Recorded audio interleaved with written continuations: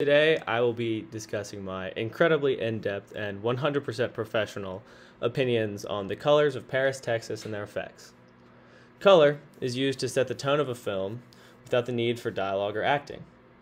The colors give the audience the ability to experience the emotion just by taking in a visual input that plays a large part in the full experience that makes up a film. The opening shot of this film consists of an incredibly rustic landscape in the desert. The wide, sweeping expanse is exaggerated by the pale orange sand, the over-encompassing dust that has settled over miles and miles. The orange is contrasted by the blue of the sky, but even that blue is a pale, dusty blue. Green seems like a forgotten memory as the orange takes over this entire series of shots. This opening scene was shot in a very remote location deep in Texas called the Devil's Graveyard, according to director Wim Wenders. This wasn't the original planned location, but their helicopter pilot told them about a, quote, God-forsaken patch of ground that turned out to be a, quote, gigantic, abstract dream landscape. When we first meet our so far unnamed character, his color palette consists of similar yet darker colors. He is surrounded by the pale orange of the sand as he has become part of the desert. Currently, he is no longer a part of American society as we know it, or the modern world, but he has instead adapted to match his surroundings. This is accentuated by the layer of dust on his red hat. Red is important, but we'll get to that later. As well as on his beard, his tie, and his suit, showing how he once was a member of society, but clearly has been surrounded by dust for an extended period of time. This barren stretch of land in its rusty, dusted orange is first broken by the subdued blue of the water gallon jug's top. Even the presumably originally white gallon jug is covered with a fine layer of sand that keeps it from retaining its original luster. After Travis collapses and is found by the doctor, he awakes to find himself in a room awash in green light. This otherwise entirely green light is punctuated by an orange-yellow light that the doctor is using to evaluate Travis. This light shines only on Travis's head as we find out that Travis has no recollection of his past. The similarities between the orange of the desert and the orange light on Travis's face are no accident, and I believe it is being used to show that although Travis has now left the desert, has entered this new green world, the lasting effects of the desert are still affecting Travis's mind. While the doctor lives in the desert in the middle of nowhere, as you can tell by the rolled cigarette, he still engages in acts of American capitalism, and his head is a completely different color than Travis's. This is to show in contrast that while his body is surrounded by everything modern, his head is still in the desert, and he knows not what he is surrounded by. When we first see Walt, Travis's brother, he is standing in front of a picture of a skyscraper, whose colors directly contrast those of his brother's experience. The gray of the building and the clear blue of the sky are as far as you can get from the sandy orange from Travis's introduction. The green shirt and the artificial pastel yellow hat show how Walt truly is a part of another world, a very different world than the one Travis has been living in. When Travis leaves the doctor's office, gone is the desert that was now his home, but now green has become his new environment. Now that he has started to re-enter society, he must now change and adapt to this new world around him. His formal introduction into the American society is marked by the entrance of his brother Walt.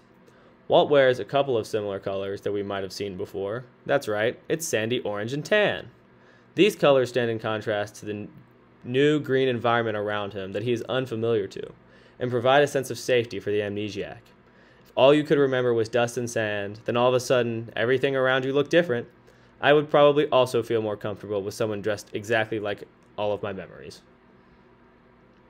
Not only did Walt's outfit consist of familiar colors, Walt's blue car is reminiscent of the only blue objects we have seen thus far, the sky and the water jug cap, which both represent a sense of freedom that the American dream hopes to represent.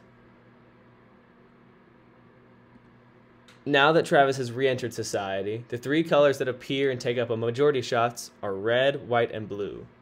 And you might be thinking, why do these colors sound so familiar? And then you remember, oh yes, government propaganda.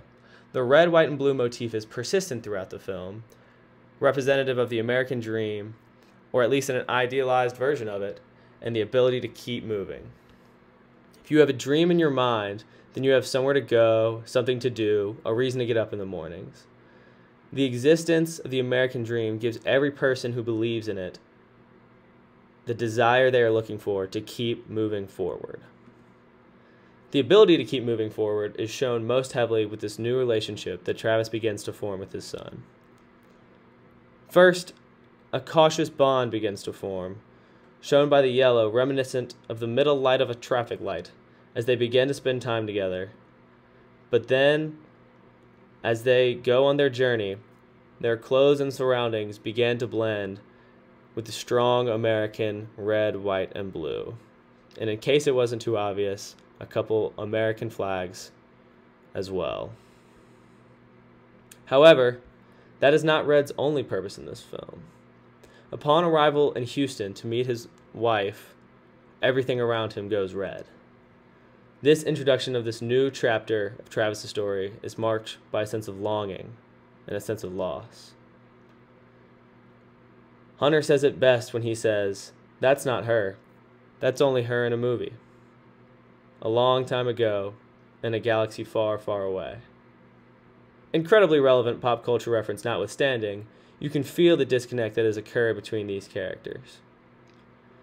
The red glasses of Travis in the flashback remind us that we are seeing this movie through his eyes. The emotions of how he saw her back then are fuzzy and desaturated, like the home movie suggests. But now that we are in the present, the hues have a much more pinker, less connected, more artificial feel. However, the colors shift away from the reds and pinks of their reuniting after a time and shift to only whites and blues. The passion represented by the color red disappears, and all that is left has no heart to keep on. The American dream is nothing without love. Without love, no matter how powerful the American dream is, there's no reason to get up in the morning. The green, the color in greatest contrast to the red, white, and blue, bathes Travis as his son leaves in his wife's car, leaving him in a similar situation to where he was in the desert. Without the love and connection shared between Travis and all the people he met on his journey, Travis is left with the same question. Why? Why do any of it? Why engage in these seemingly ridiculous things that we do in society? Now that he is alone, he drives off just as aimlessly as he was before. For now, he has no one with which he can make his journey with.